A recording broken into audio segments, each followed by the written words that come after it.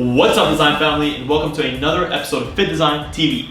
On today's episode, we'll be looking at the key differences between traditional fashion designers and sportswear designers. I'll be pulling in from my experience as an architectural designer turned sportswear designer, and what I found were some of the major differences that I never thought existed between traditional fashion design and sportswear design. If you're interested in any of these two fields, this video is for you. Hey guys, and welcome to Fit Design TV. So glad to have you here. On this channel, we discuss all things sports fashion, graphic design, manufacturing, and technology.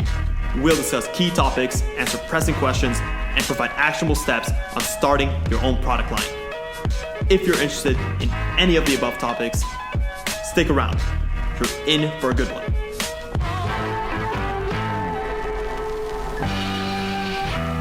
Before we get in, I need to make a disclaimer.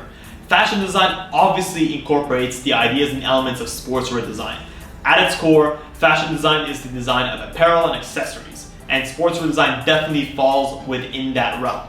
However, the fashion design that I'm referring to is the fashion design that is most often taught in schools, and that fashion design is actually a lot more limited than the overall creation and design of apparel. The designers that are learning to design fashion are usually learning to design high fashion and ready-to-wear items, and that market is a lot more limited than it seems. So the main key differences is the utilitarian or the utility approach of sportswear versus the more artistic approach of fashion. And that seeps its way into the different features or the different major differences that I found between these two fields.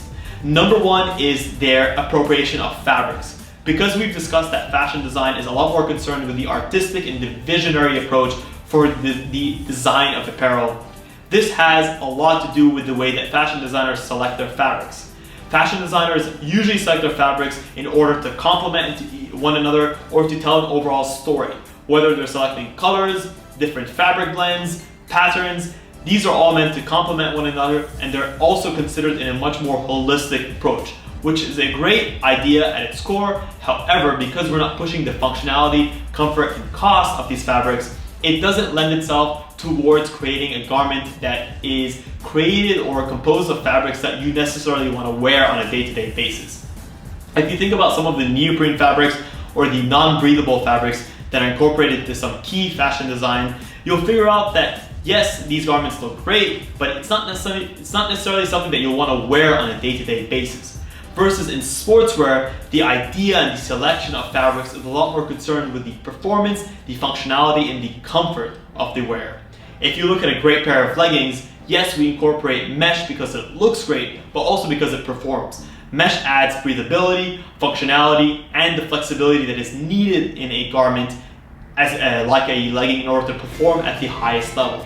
However, we don't add mesh at the expense of the wearability. So we're not adding mesh in areas like the crotch, the rear, the sides of the legs, the panty line, areas where the wearer would feel uncomfortable with their skin showing through. However, in fashion, that's not necessarily the major concern that we have, because in fashion, it's all about the aesthetic look and the kind of visual story that you're telling, versus in sportswear, the utility and the day-to-day use is always going to be key. Another idea here is the cost associated with both these fabrics.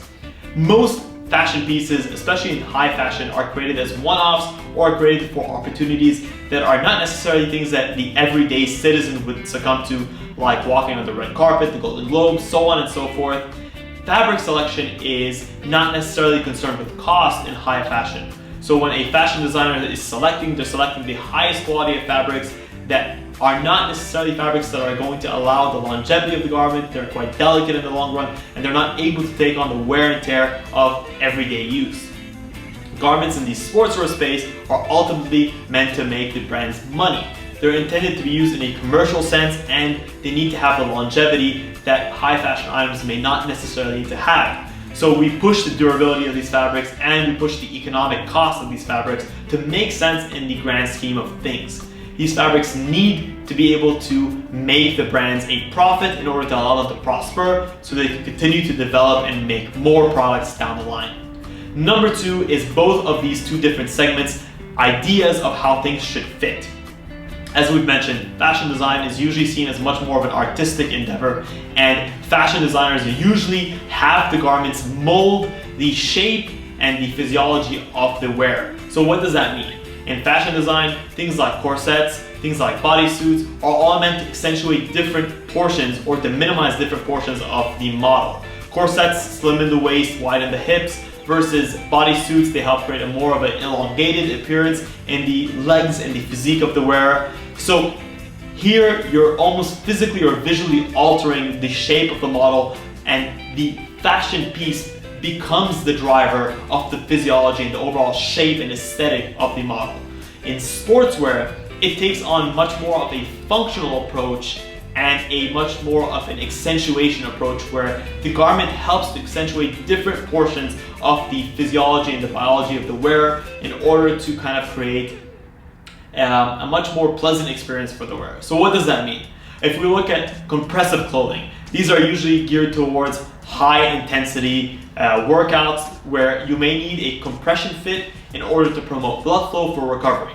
At the same time, you have things like seamless apparel, which have contouring effects, which have scrunch effects that can help to accentuate and to outline certain assets of the wearer. Again, to really help promote these different portions and to make the wearer feel a lot more, to amplify these different parts of the wearer that may not be necessary or that may not have been possible without these elements. So in my opinion, sportswear definitely takes on an accentuation approach where it's sort of using what you already have, versus fashion design can sometimes begin to mold and to structure the body in a way that is not necessarily realistic on a day-to-day basis.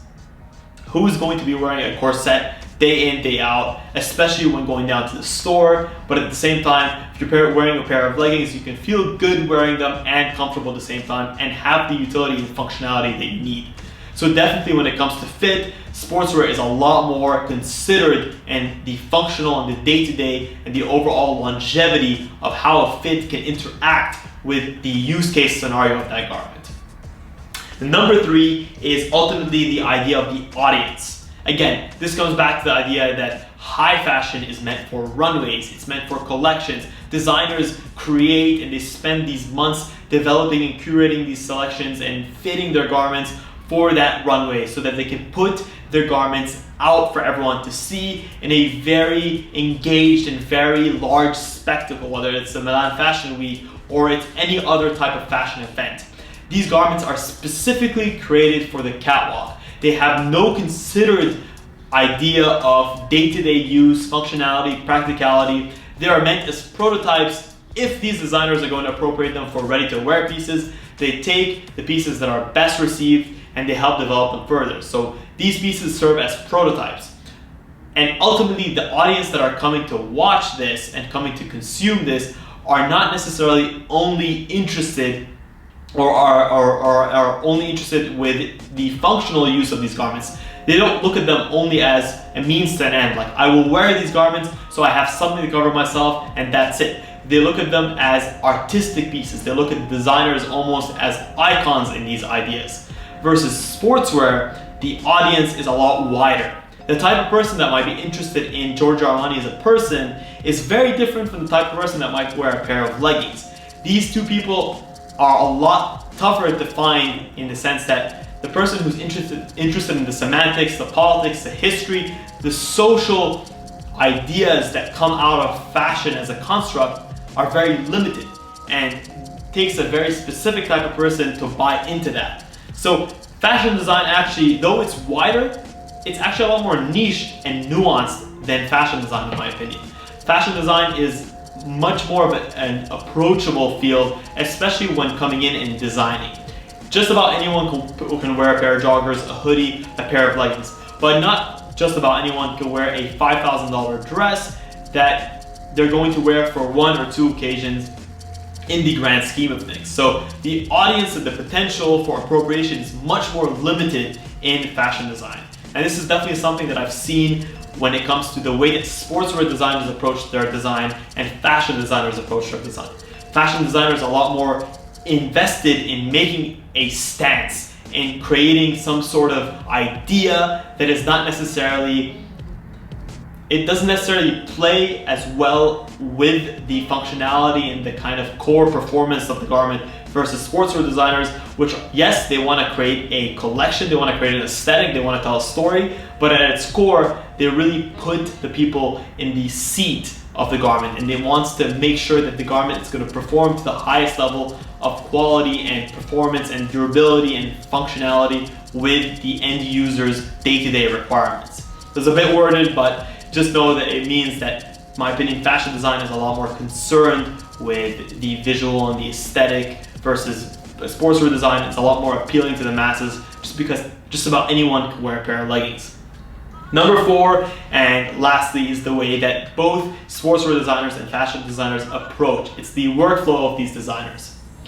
Really, when you think of fashion design being taught in schools, it's always going to be high fashion and ready-to-wear garments. And because of that, the way that most people are taught fashion is limited in that sense.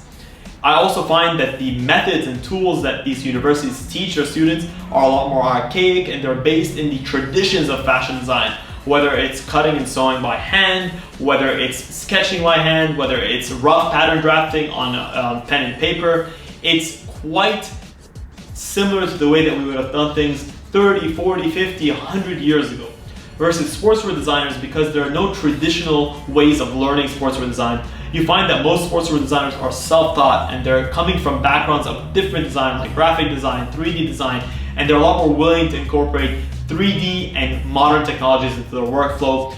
And that's what I've seen. That's my own personal experience coming in as an architectural designer to sportswear design.